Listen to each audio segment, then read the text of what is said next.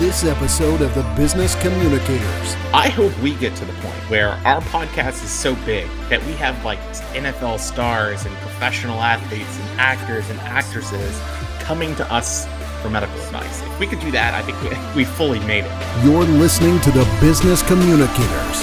And now your hosts, Austin Staton and Thomas Baen.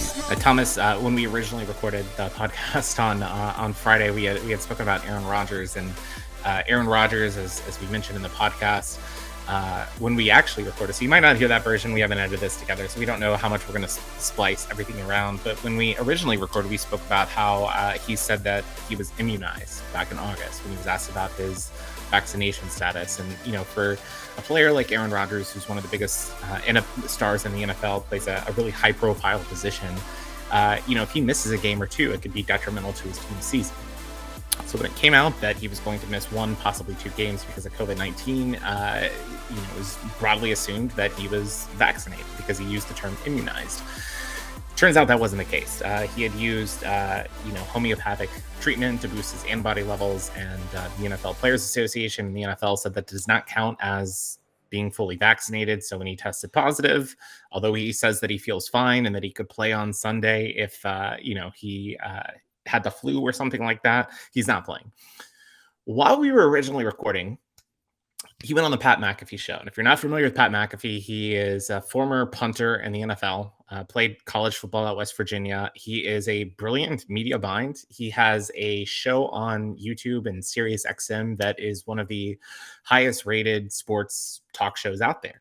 And he's got a very, exclusive relationship with Aaron Rodgers, in the sense that every Tuesday, Aaron Rodgers comes on his show and talks for about an hour. And he's the only person with that kind of access. So when the news broke about him testing positive, Pat McAfee shot him a text and said, "Hey, come on, let's talk about it. We want to know more." And let's just say the interview didn't go well, depending on, who you're looking at. Aaron Rodgers compared himself to MLK. He basically used the term like woke mob. He was just using a lot of like the Donald Trump rhetoric. And it just wasn't a really good look. And maybe he thought it was a safe environment to go on Pat McAfee. And again, if you watch the full interview, Pat McAfee is not really pushing him with questions. He's just letting Rodgers talk and talk and talk. And that is the one thing that we always say in crisis communications, is if a microphone's in your face, you don't have to keep talking. Get in and out with your messaging and just leave it there. And so I'm going to play a quick clip. And I want you guys to listen to this. So this is Aaron Rodgers actually talking about how he's been treating his COVID-19 diagnosis. I'm 48 hours in, and I consulted with a now good friend of mine, Joe Rogan, after he got COVID. And I've been doing a lot of the stuff that he recommended in his podcasts and, on the phone to me. And so when I watch that, I think of 2 things. One, I hope we get to the point, Thomas, where our podcast is so big that we have like NFL stars and professional athletes and actors and actresses coming to us for medical advice. If we can do that, I think we've fully made it. But secondly, we had Emmanuel Sanders come to our podcast and talk about journaling and setting goals. Fair. But the second thing is, if you look at Pat McAfee, when he mentions that he got his medical, advice from Joe Rogan, he starts to do this with his hands, putting it over his face, trying to cover up his laugh. Not a good look for Aaron Rodgers. While we talk about some of the negatives there after the podcast and reading through some of his comments and the reasons for it, Aaron Rodgers did not want to take the vaccine, the first 2, Moderna and Pfizer, because there's ingredients that are in there. And he's like, I'm allergic to these ingredients in these first 2. And so that's the perfect reason to, hey, I'm going to hold off a little bit on these vaccines because there's some other stuff that kind of goes into play with her. But that also goes back to society as a whole, is that's why you have herd immunization And so you can protect the people who can't get the vaccine because they're allergic to something in there or something in there. So for that, it's good. I also think it was good that I learned that he petitioned the NFL to say, look, this is what I'm doing. This is how I'm doing it. This is why I'm doing it.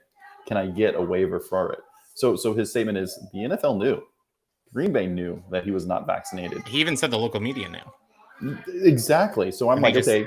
Set on it.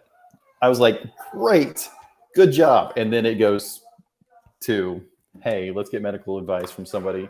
And you know, it goes back to who do you trust? Right. What is trust? I trust somebody who's had COVID, who recovered from it, who wasn't vaccinated. And in that sense, Joe Rogan does those. Is he a medical professional? No.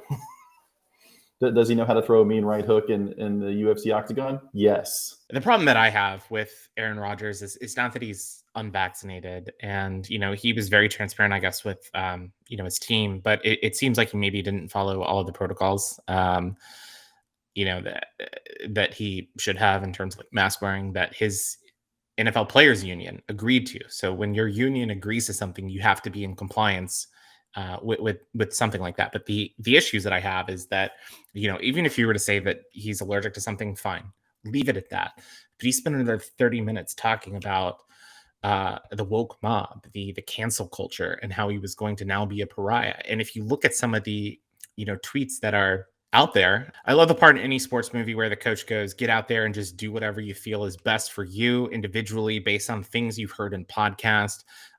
You know, another one is, I wonder if Jake from State Farm knew. Another one is, I just saw someone called Aaron Rodgers, throw Rogan, I'm dead. Are we sure we know where Aaron Rodgers was on January 6th? Is Aaron Rodgers trying to prove that COVID is fake or that CTE is real?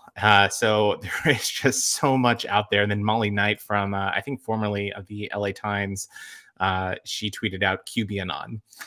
So there's a lot of people having fun with this. But to me, it's just a really fascinating example of, you know, maybe it's, even if you do think that a show is friendly toward you, it can be dangerous. You know, it was great for Pat McAfee to be able to get that interview that every single person wanted throughout the entire week. He was that exclusive interview. But for Aaron Rodgers, maybe he felt too comfortable and just opened up a can of worms. Every time we get on this podcast, I have to check my mindset because we talk about controversial issues. Yeah, we really, really do. And I hope that our audience understands that we come from it from an objective standpoint. It's not this versus that. It's not anything like that. It's just, here's what we know. Here's what our thoughts on it are. But understanding, I think it was you, Austin, when and a previous employer, when we were talking media relations and crisis training, and you were saying that even nowadays, you record the recording of the interview with it because something can be taken out of context so quickly, 100%. So easily.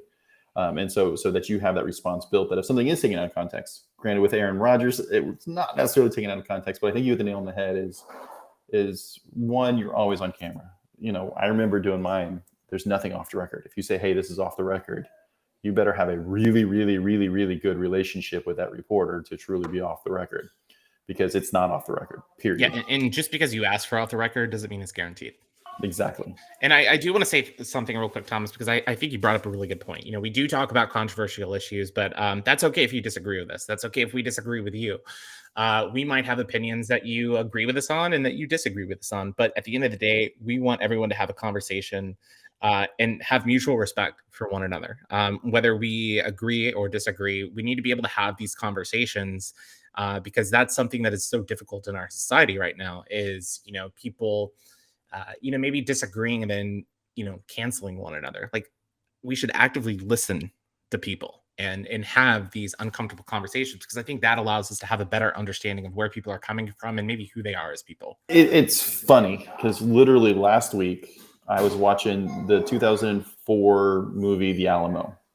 And it talks about how Texas became its own country and everything like that. And so for people who aren't from Texas, Texas was its own country. The Alamo is something that's near and dear to a lot of Texans' hearts. Yes, there's a whole lot of controversy about what really happened. Yes, there's a whole lot of controversy about who was there. But in the movie, and for this example here, before the main attack started, the Spanish Army would play a band, and then it would start the night barrage of the cannonballs. So whether it's Texas lore or actually really happened, supposedly Davy Crockett got up on the top of the Alamo one night and played the fiddle with the band. And in the movie, that's the one night they didn't bombard the Alamo. And his statement was, sometimes we just all need to play a concert together. and I think it's so true is while we do talk about this, and as if you have that conversation, you come to it not as I'm right, you're wrong, as, hey, what's your point of view? Here's my point of view. Here's where my point of view might not be the best. Here's where your point of view might not be the best. But to truly have those conversations is where it comes into play. You're listening to the Business Communicators.